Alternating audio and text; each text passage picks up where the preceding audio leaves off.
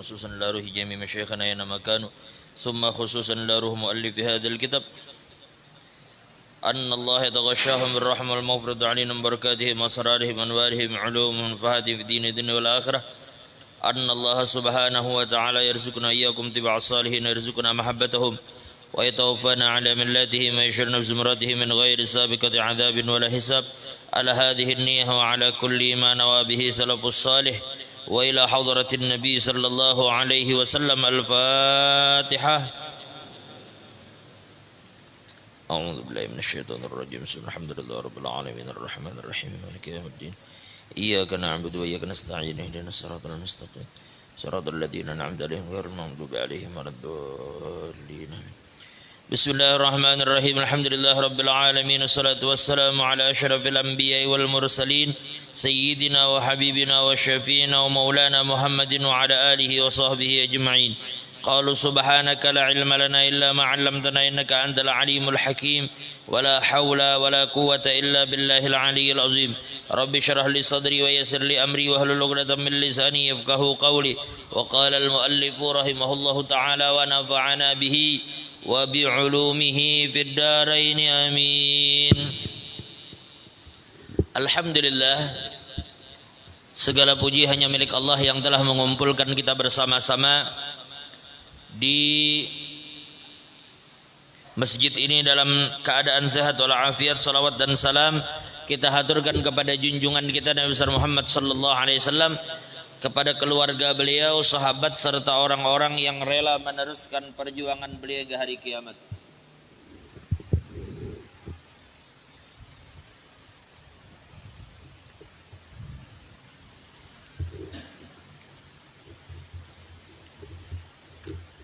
Hadis yang ke mana sih analisnya ada? Coba. 32.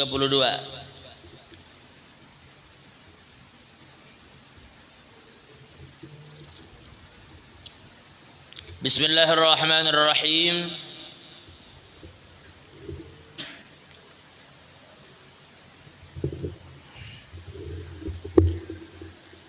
Waruwi an Sayyidina Abdullah bin Amr anna an-nabiy sallallahu alaihi wasallam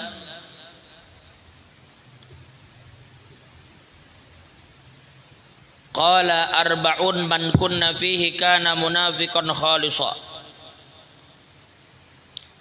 wa man kanat fihi khoslatun minhunna kanat fihi khoslatun minan nifaq hatta yada'aha. Ujar Nabi, ada 4 sifat yang apabila 4 sifat ini berada di dalam diri seseorang, maka orang itu adalah orang munafik yang tulen. Kalau 4 hal ini ada pada dirinya, munafik tulen Nabi saya. Nah, apabila ada pada diri seseorang satu daripada yang 4, maka berarti orang itu memiliki tanda-tanda kemunafikan di dalam dirinya. Tapi kada tulen. Tapi tanda-tanda kemunafikan itu ada. Sampai dia meninggalkan seluruh sifat tadi. 3 tidak ada, 1 ada, berarti tandanya ada. Yang pertama, ujar Nabi, idza tumina khana, apabila dia diberikan suatu amanah,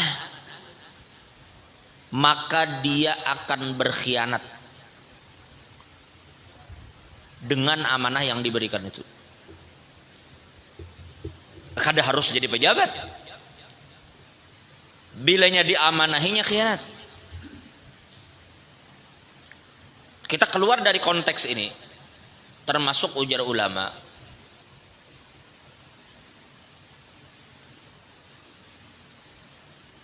al-muhadatsah bainaka wa baina ahadin sirrun yajibu alaika kitmanuh.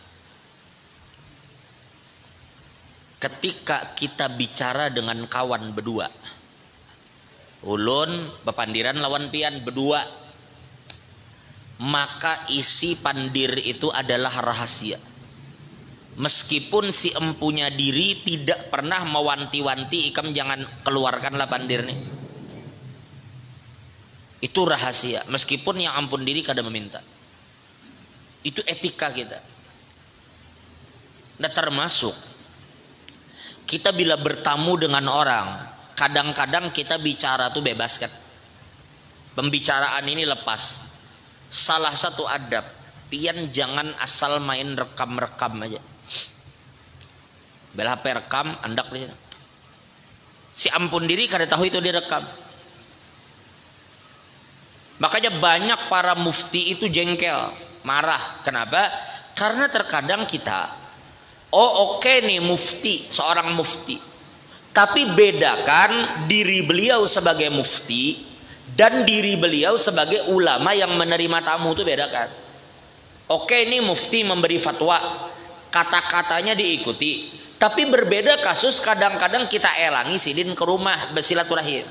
Dalam perbincangan ringan kita bertanya beberapa masalah, sidin jawab di pertemuan itu, maka ini kada bisa disebut fatwa.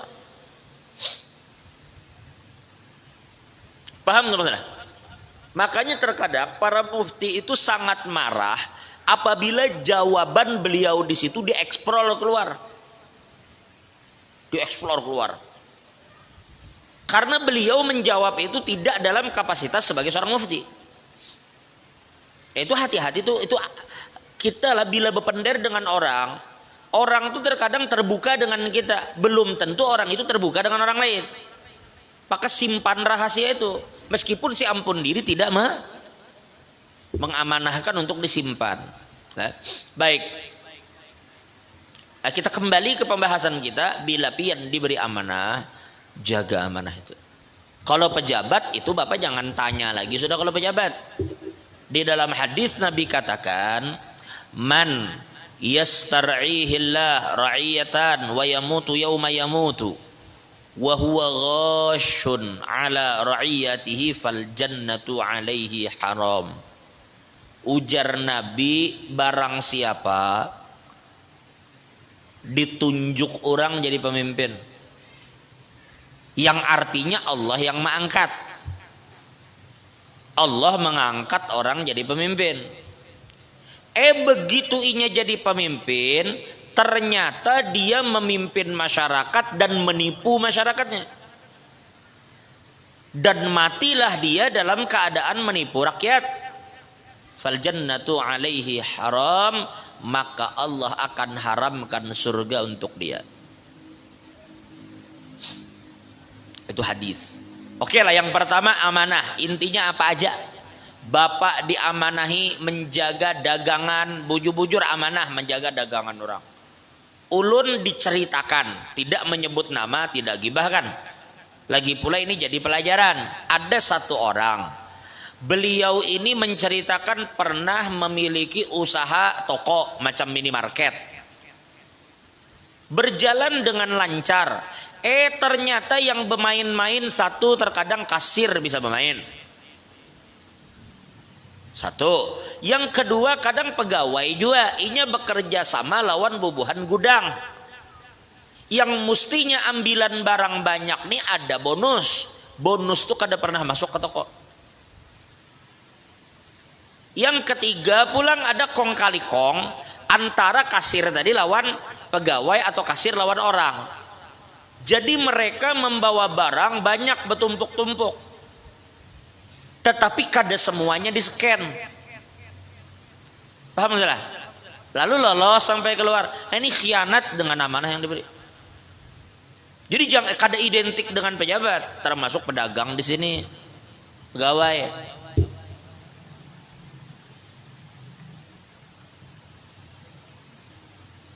Makanya itulah maaf.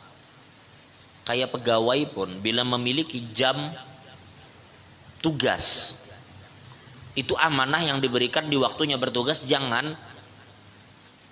Makanya bujur aja, lamun ada Satpol PP merazia Bila jam begawi pegawai ada di luar kada ada alasan, itu dihukum kalau bisa ada kalau bisa entah teguran entah hukuman.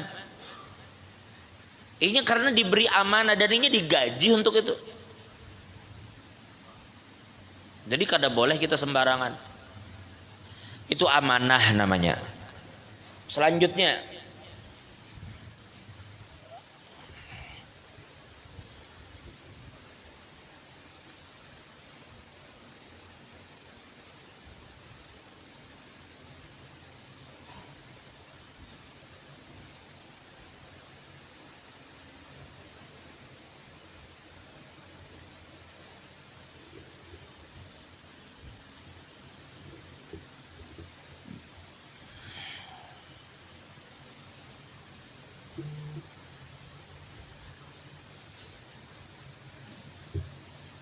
yang kedua, wa idza haddatsa kadzab, apabila dia berbicara maka dia bohong. Jadi dia berdusta, tadi sepaket jalon hianat. Bila orang tua nih berdusta, beri amanah mesti hianat. Dan terkadang untuk mendapat amanahnya berdusta ya kakak itu putar-putar. Untuk mendapat satu amanah dalam tanda kutip jabatan hari ini kan, makanya berdusta supaya dapat. Bila sudah caranya berdusta, jelas dia bakal khianat. Lalunya korupsi, oh jangan heran. Itu tuh sambungan aja nya berdusta, melanggar amanah wani, ambil duit orang ginnya wani.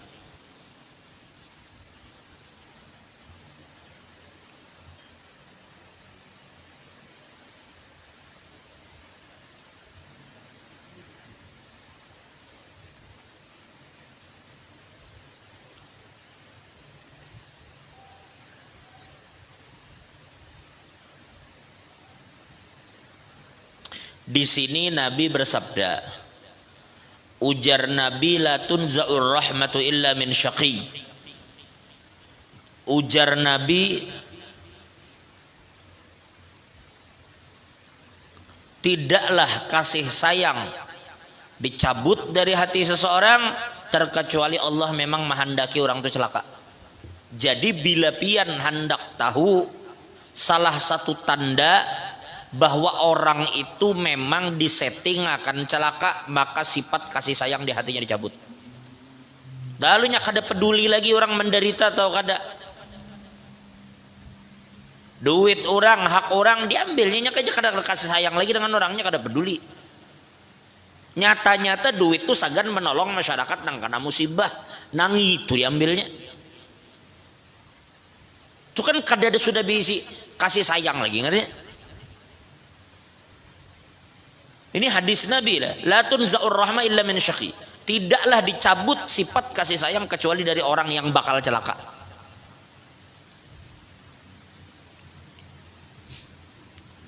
Sekali lagi ini digaris bawahi, bila orang wani berdusta, cikal bakal ini bakal berkhianat. Nah.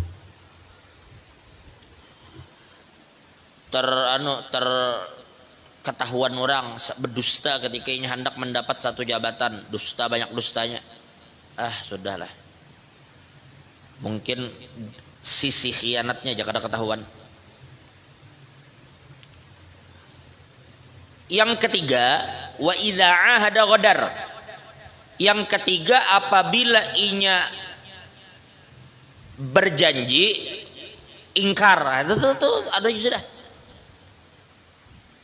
Di awal hendak jadi dustai orang, lalu jadi imbah jadi dapat amanah berkhianat, lalu dimintai orang tanggung jawab berjanji tapi diingkari. Udah deh, jangan heran dah bila tiga hal itu berkumpul di diri seseorang, karena memang sifat munafik. Lalu terakhir, wa idza khasama fajar, tabahu Syu'bah adil Amash. Wa idza khasam fajar, apabila inya berselisih dengan orang, maka inya tidak segan-segan berbuat jahat kepada orang yang menyelisihinya.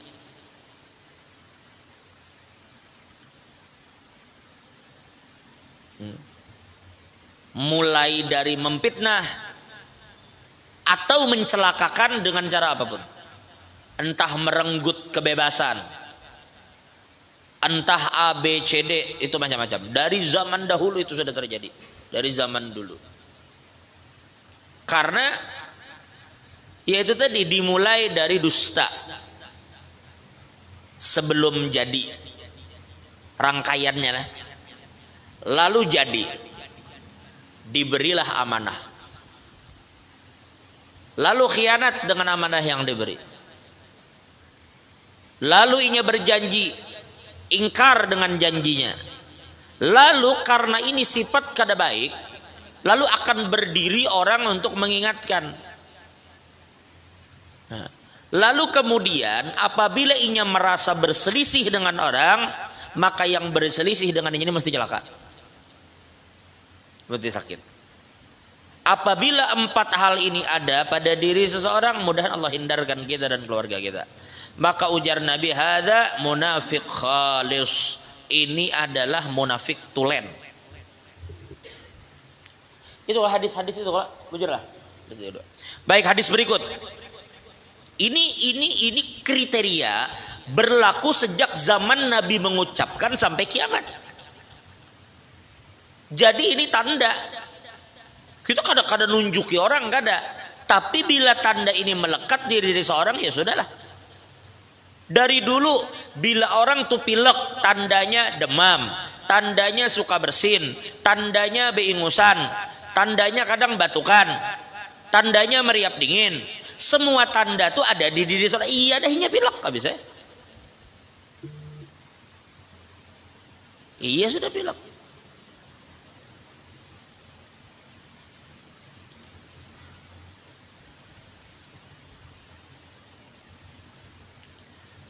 Kayak orang wah ini corona, penciuman kadada, merasai makanan pahit, awak demam, batukan, begitu tes swab positif, iya benar sudah corona. Ya orang wah ini, semua tanda itu ada di dirinya, maka tanpa ragu lagi orang itu jelas corona. Nah kayak itulah Nabi mengatakan bila 4 ini ada pada diri seseorang, tulen, nafik. Na'udzubillah min dzalik. Bila 1 aja ada pada diri kita, segera dibersihkan sebelum ia menarik yang lain.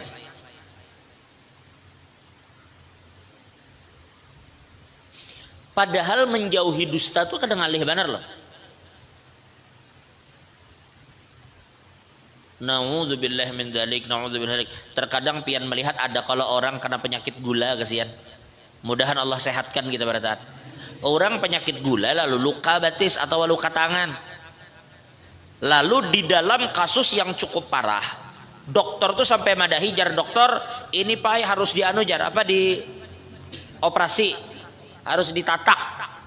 Kenapa ditatak? Soalnya begini Pak Jar, apabila ditatak ini kemungkinan besar akan menjalar. Kalau sudah sangat parah Bapak bisa kehilangan kaki sampai ke lutut. Lalu orang rela kadang-kadang jempolnya lah ditatak atau jari mana, karenanya mempertimbangkan akan menjadi bahaya bila dibiarkan. Ya sudah ini bakalah, biar aja jempol hilang daripada batis sebijian ditatak. Untuk mengalahkan jempol ini kan masih terlalu berat, tapinya rela daripada kira. Nah kayak itulah sifat munafik ini. Padahal cuma sebuting kita ini ketujuh berdusta. Itu barang dihilangkan bila bepandir tahan-tahan muntung berdusta. Sebelumnya menarik yang lain. Kalau bila sudah menarik yang lain lebih ngalih lagi obatnya kan. Dan berpotensi kita bisa celaka. Maka amun masih 1 tanda aja. Bila selama amun amanah kan kira-kira entah kita dapat amanah atau belum. Yang jelas kan tubuh kita amanahnya, keluarga kita. Nah kalau kita berjanji, alhamdulillah kita kada tapi banyak juga berjanji. Berselisih mudah-mudahan kada terselisih lawan orang. Cuma mungkin bila bepandirnya kadang-kadang ketujuh berlebihan, kadang masih ketujuh berdusta. Nah ini barang dikurangi. Salah satu cara ngurangnya jangan tapi banyak bepandir. Ini kan masih nyaman aja. Kadada juga yang disakiti dari diri kita hanya mengurangi pandir. Paling nafsu yang dilawan.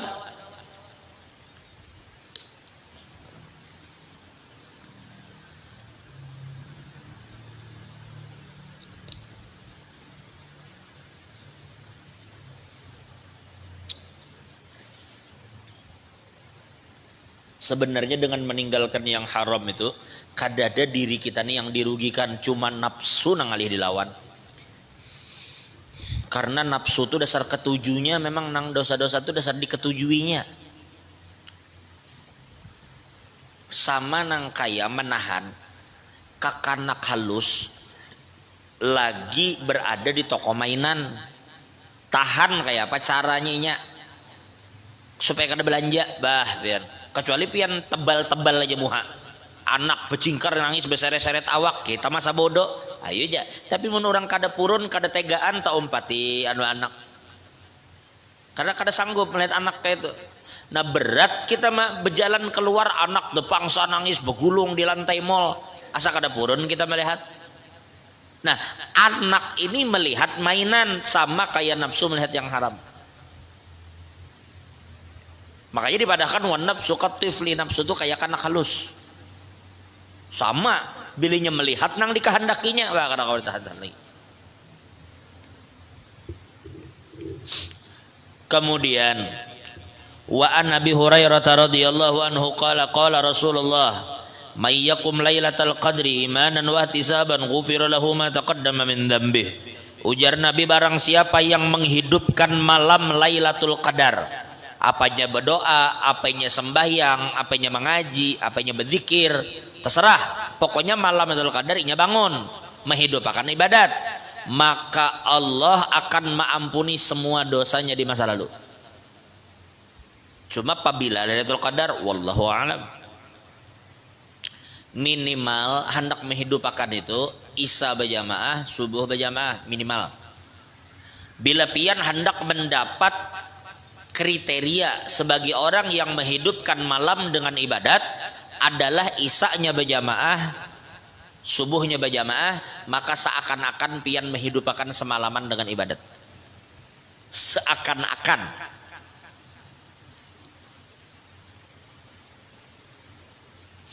Zikir ini luar biasa lah. Karena zikir ini bisa merubah apapun menjadi taman surga.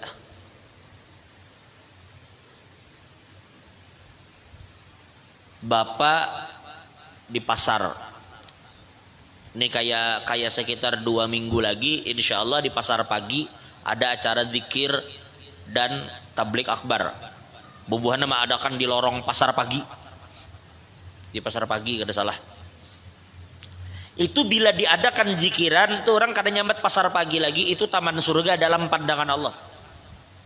Karena ujar Nabi, idza marartum bi riyadil jannati farta'u. Apabila kalian melewati taman surga maka mampirlah, nikmatilah, duduklah di situ. Lalu sahabat tanya, wa ma riyadul jannah? Apa sih taman surga itu ya Rasul? Sehingga kami harus mampir. Ujar Nabi, majlisud dzikir, majlis yang di dalamnya orang berzikir menyebut nama Allah. Tapi zikir itu tidak identik kita bertahlilan, kita bertahmid, kita termasuk menuntut ilmu majlis zikir. Termasuk orang bersolawat kepada Nabi majlis zikir. Termasuk berzikir kayak biasa, semua itu majlisud zikir namanya. Tang tiba-tiba tuh di mana tuh di bubuhan polisi berkumpul sesama polisi, lalu pagi-pagi misalnya memanggil seorang ustadz untuk berzikir bersama anggota polisi di halaman Polres misalnya, lalu mereka berzikir, lalu mereka mendengar ceramah. Hari itu tuh kantor polisi jadi taman surga. Stadion tiba-tiba dijadikan wadah tabligh akbar, tiba-tiba dijadikan masyarakat berzikir ribuan orang, itu stadion jadi taman surga. Itu hebatnya zikir, apapun dengan zikir jadi taman surga. Oh ini masjid ini jangan cerita lagi sudah, masjid ini kan ada apa-apa, rumah Tuhan.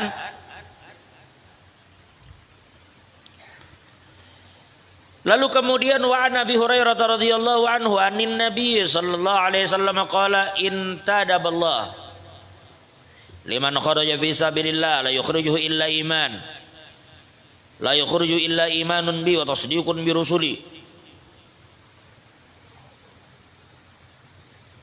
an an urji'ahu bimana la min ajrin aw ghanimatin aw udkhilahu al-jannah walaula an asyqa ala ummati ma qa'adtu khalfa sariyatin wala wadittu anni uqtalu fi sabilillah summa ahya summa uqtal summa ahya summa uqtal.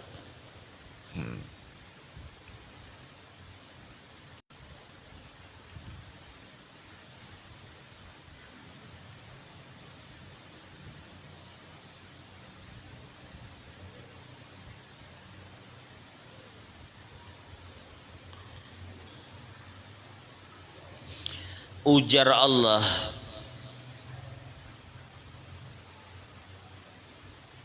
Nabi kan bersabda, Allah akan menaikkan derajat orang yang berjihad. Ini jihad kita bicara. Lalu orang yang berjihad karena beriman dan membenarkan apa yang disampaikan oleh Rasul, maka Allah akan memberikan inya pahala dan rampasan perang bila menang. Itu kalau kita perang kan musuh itu mati, lalu kena meninggalkan, kalau sekarang pistol, senapan, mobil, itu menjadi rampasan namanya. Itu halal kita ambil. Itu hanya untuk umat Nabi Muhammad, tidak umat bahari. Umat bahari bila perang, bila menang sudah kada boleh ambil pun musuh. Tapi umat Nabi Muhammad ghanimah itu dibolehkan diambil. Jadi bila kita menang perang, ada yang harta-harta orang menang dikalahkan, itu jadi milik kaum muslimin. Itu Allah memberi mereka. Yang kedua berpahala pulang. Kalau mati surga, habisnya. Kalau mati surga. Nah, sampai Nabi mengatakan, ujar Nabi, seandainya aku tidak memberatkan umat, ini beranu andai-andai. Aku jadi Nabi hendak aku ini syahid, terbunuh, lalu hidup lagi, lalu perang lagi, lalu hidup lagi, lalu perang lagi, jakanya kawa gitu. Saking luar biasanya janji yang Allah berikan bagi orang yang berjihad. Inilah kenapa orang-orang musyrikin itu sebenarnya mereka gentar bila sudah berhadapan kaum muslimin. Kenapa? Karena kaum muslimin itu perang ibaratnya tuh mati dasar dicari-cari. Bagi orang yang teguh imannya dan tahu apa yang Allah berikan kepada orang yang mati syahid. Jika orang tuh perlu disemangati untuk berperang, tapi kaum muslimin asalnya tahu janji Allah, janji Nabi, udahnya bersemangat.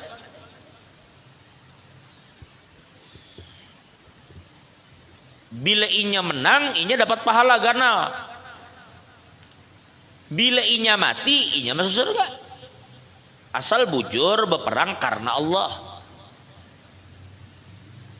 Asal jangan berperang bukan karena Allah.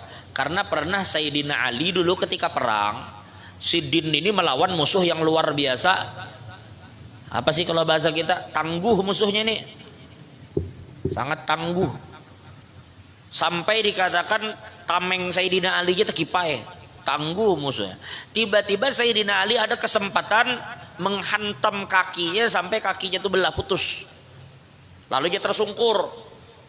Begitu tersungkur, Sayyidina Ali langsung menerjang duduk di atas badannya, menghunus pedangnya lagi tinggal tikam. Begitu Sayyidina Ali mengangkat pedang, ludahinya Sayyidina Ali cuy aja. Tahajud Sayyidina Ali bersihkan ludah, langsung berdiri, kada jadi menikam. Tahajud orang tadi. Kenapa aku nikah jadi dibunuh? Kenapa jadi malah menghindar? Ujar Sayyidina Ali, tadinya aku ini berperang melawan musuh, niatku semata-mata karena Allah. Sekarang nih kamu ludahi aku, campur aduk nih antara emosi dah. Maka izin aken aja sudah dulu. Aku takut membunuh ikam nih karena emosi habis ikam ludahi. Lalu ubah niatku berperang. Ya kan jadi aku selama ini bila sudah menghantam musuh itu bujur-bujur karena Allah. Nah ini ikam ludahi, lalu memancing emosi. Aku takut sih, aku kadang membedakan. Aku ini menghantam ikam karena emosi habis diludahi kah, atau aku membunuh ikam karena Allah kah? Ada jadi sini. Itu Sayyidina Ali karramallahu wajhah. Baik. Wa an Abi Hurairah radhiyallahu anhu anna an-nabiy sallallahu alaihi wasallam qala man qama ramadhana imanan wa ihtisaban ghufira lahu ma taqaddama min dhanbi. Ujar Nabi, barang siapa yang menghidupkan malam Ramadan, nah termasuk di sini tarawih, ia witir, ia tadarus, pokoknya malam Ramadan dia hidupkan dengan ibadah. maka Allah juga akan mengampuni dosanya yang telah lalu. Jadi Ramadan inilah satu, menghidupkan malam dengan ibadah. Dua, hadis lain, man soma ramadhana imanan wa ihtisaban ghufira lahu ma taqaddama min dhanbi. Barang siapa yang puasa di bulan Ramadan karena mengharap pahala dan beriman kepada Allah, Allah ampuni dosanya yang telah lalu. Jadi puasanya menghapus dosa, tarawihnya menghapus dosa, Lailatul Qadarnya menghapus dosa. Imbah itu zakat fitrahnya pulang menghapus dosa. Harusnya di Idul Fitri itu dasar bersih mestinya.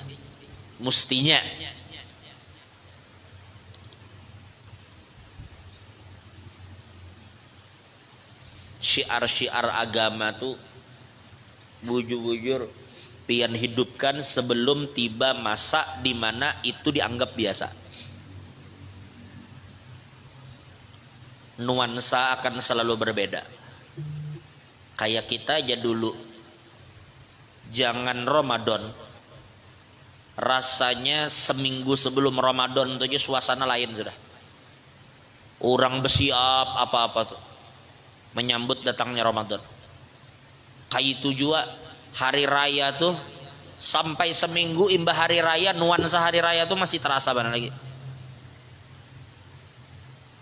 Nah hari ini sudah keadaan berbeda. Hari raya itu ya sudah orang paginya batu biasa itu sudah. Sibuk dengan urusan masing-masing sudah. Sibuk sudah orang. Kenapa? Karena maaf,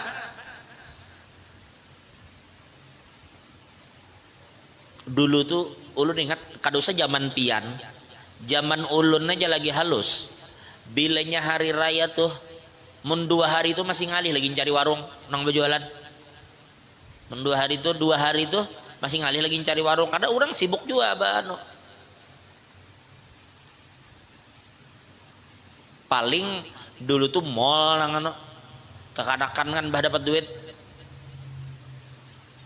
Pokoknya bila habis hari raya tuh masa perang tuh bang sudah.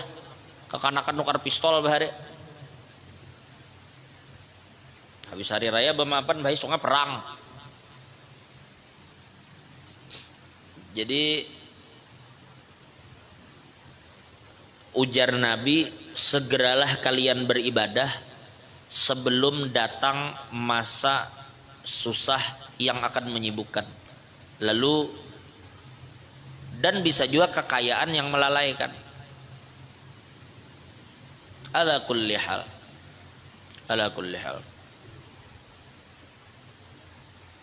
Nuansa sudah berbeda. Hari ini rasanya kita katakan kadang-kadang yang lebih canggih daripada HP lah.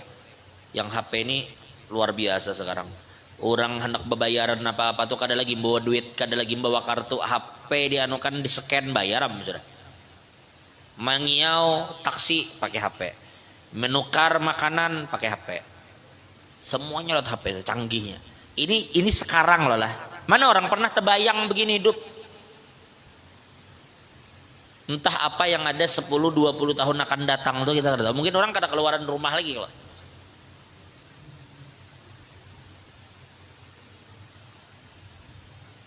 Mun di luar negeri aja kan sudah mulai apa-apa tuh mesin semua menggantikan.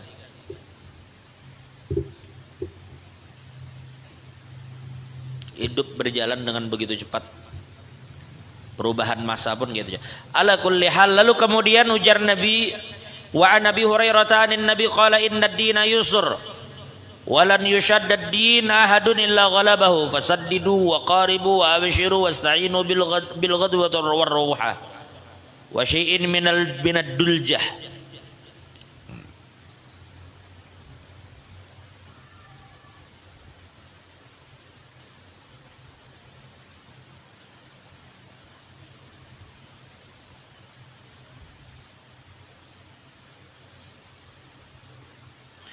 Ujar Nabi, sesungguhnya agama ini mudah. Agama ini mudah.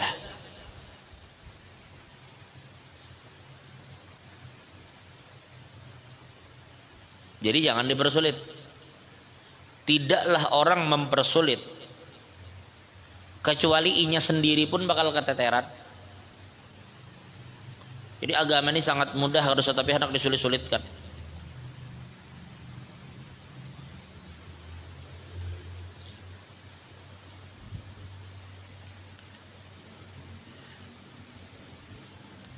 Fasaddidu wa qaribu wa abshiru.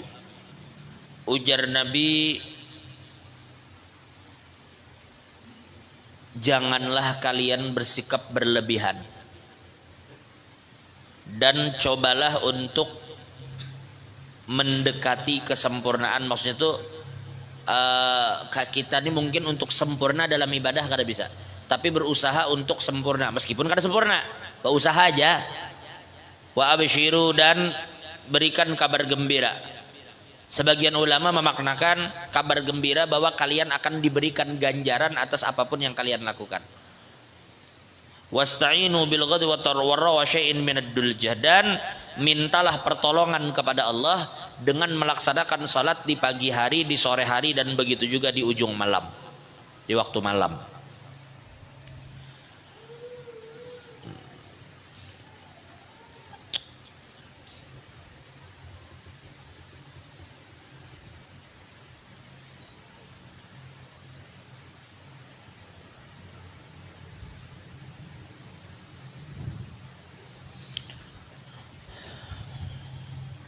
Agama ini kita nih kalau dipikir-pikir pian luar biasa sempurnanya, dan luar biasa agama ini adilnya. Coba Papa bayangkan, kita inilah mungkin boleh jadi ada tidak cocok dengan sekelompok orang, atau katakan tidak suka, itu sifat manusiawi sebenarnya, tidak suka dengan sekelompok orang, tapi agama mewanti-wanti. Apabila Bapak memang tidak suka dengan sekelompok orang, jangan coba-coba Bapak bersikap tidak adil dengan mereka. Kebelujuran nih, saya hakimnya. Orang yang tidak saya suka, kebelujuran duduk di hadapan saya. Jangan coba-coba kada adil.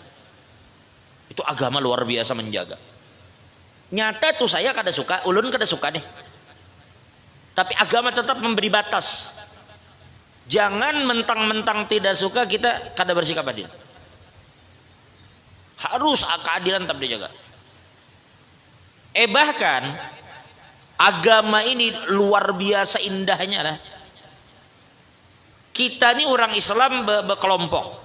Tiba-tiba ada non-muslim yang tidak mengganggu kita, menjadi warga kita di kampung, tiba-tiba dizolimi oleh orang kita misalnya.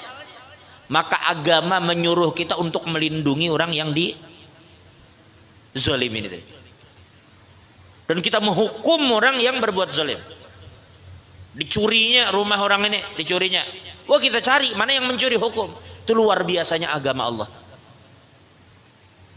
Jadi Islam ini apabila diterapkan, kada ada satupun orang yang dirugikan. Bahkan binatang aja merasakan manfaatnya. Kayak apa binatang itu disembelih dengan cara yang benar. Karena menurut para ahli, cara terbaik memang untuk membunuh hewan itu ya dengan cara itu. Yang menyembelih cara kita itu bagus bagi hewan dan bagus bagi yang mengkonsumsi.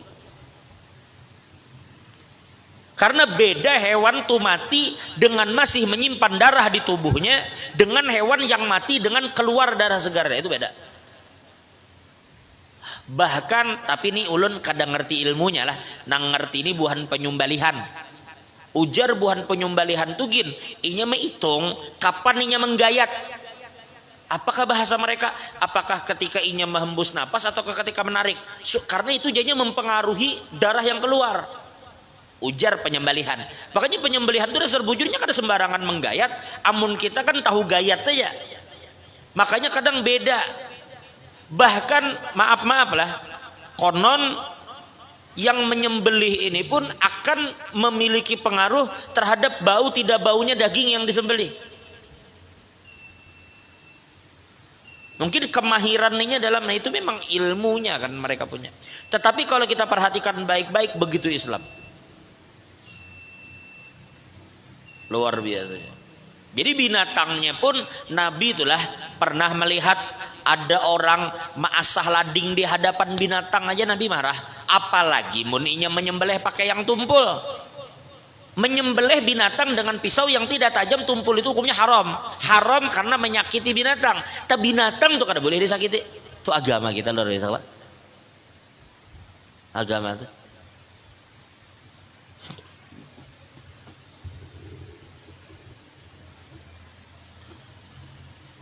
Wallahu a'lam bishawab. Mudahan Allah ampuni segala dosa kita, Allah segala kekurangan kita, dan Allah dengan rahmatnya yang luas seperti Allah kumpulkan dalam surganya Allah ala hadhihi niyyah wa ala kulli ma nawa bihi sulful hadratin nabi al-fatihah. Amin ya Allah ya rabbal alamin. Alhamdulillah rabbil alamin. Wassalatu wassalamu ala asyrafil mursalin sayyidina Muhammadin wa ala alihi wa sahbihi. Allahumma astur ibana wa ma'alimina ana wal tadi barakatuh. Allahumma ja'al jamanan jam'an barakaatuh. Alhamdulillah rabbil alamin. Taqabbalallahu minkum